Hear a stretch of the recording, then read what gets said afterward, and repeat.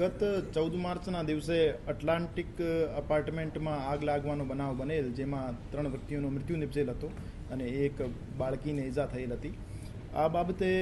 માલવીયનગર police station દ્વારા એક એડીનો બનાવ નોંધી તપાસની કાર્યવાહી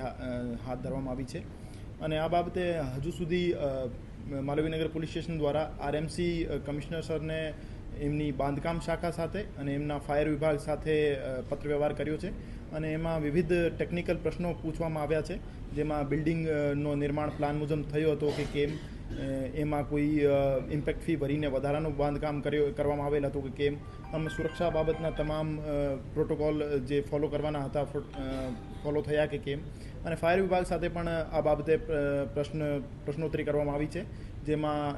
એમની ફાયર એનઓસી ક્યાર સુધી રિન્યૂ કરવામાં આવેલ હતી અને એના પછી ફાયર વિભાગ દ્વારા કોઈ નોટિસ આપવામાં આવેલ છે કે કેમ. આ તમામ બાબતોના જવાબ અમારા પાસે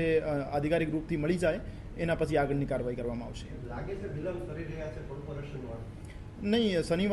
શુક્રવારે બનાવ બન્યો, શનિવારે પત્ર વ્યવહાર કરવામાં આવ્યો અને આજ મોસ્ટ પ્રોબેબલી જવાબ અમને મળી જશે.